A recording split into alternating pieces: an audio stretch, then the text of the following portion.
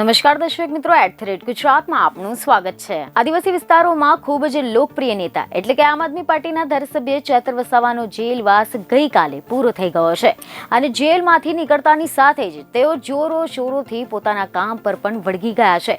વિરોધીઓ પર પ્રહારો કરવાથી લઈને લોકસભાની ચૂંટણીમાં જીતનો પરચમ લહેરાવવાને લઈને સતત નિવેદન આપી રહ્યા છે અને હવે ધારાસભ્ય ચેતર વસાવા આજે વિધાનસભાના બજેટ સત્ર માટે ગાંધીનગર પણ પહોંચી ગયા છે, જ્યાં તેમને વિવિધ મુદ્દાઓ પર નિવેદન આપતા જણાવ્યું કે હું લોકસભાની ચૂંટણી ભરૂચથી લડીશ અને આના માટે પાર્ટી દ્વારા નામની જાહેરાત કરવામાં આવી છે।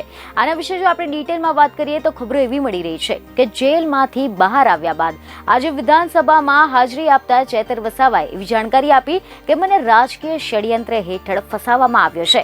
આગામી દિવસોમાં આ મામલે હાઈકોર્ટમાં અપીલ કરીશું। આદિવાસીઓ માટે અમે બોલીએ છીએ, રાજ્ય સરકાર ખોટા ષડયંત્ર કરે છે, ખોટા કેસ કરીને દબાવવામાં આવે છે। મારા પત્ની અને મારા પીએ જેલમાં છે અને આના માટે પ્રયત્ન કરતો રહીશ। તો આની સાથે લોકસભાની ચૂંટણી લડવાની અંગે પણ ચેતર વસાવાએ નિવેદન આપ્યું છે, જેમાં તમને જાણકારી આપી છે કે ભરૂચના મતદાતાઓની ઈચ્છા છે કે હું નેતૃત્વ કરું તો તેના માટે કામ કરીશ।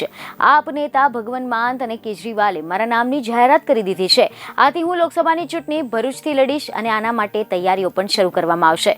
જોકે આના અગાઉ વસાવાએ એવું નિવેદન આપ્યું હતું કે આદિવાસીઓના અધિકાર માટે અમે લડીશું અને આદિવાસી સમાજ માટે વિધાનસભામાં પણ લડીશું।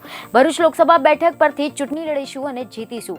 લોકહિત લોકશાહી માટે અમે લડીશું। ગઠબંધન જે પણ હશે તે મુજબ લડીશું। રાષ્ટ્રીય કક્ષાના નેતાઓ જે નક્કી કરશે તે મુજબ લડત આપીશું। બીજને ખબરો સાથે ફરી મળીશું। ધન્યવાદ।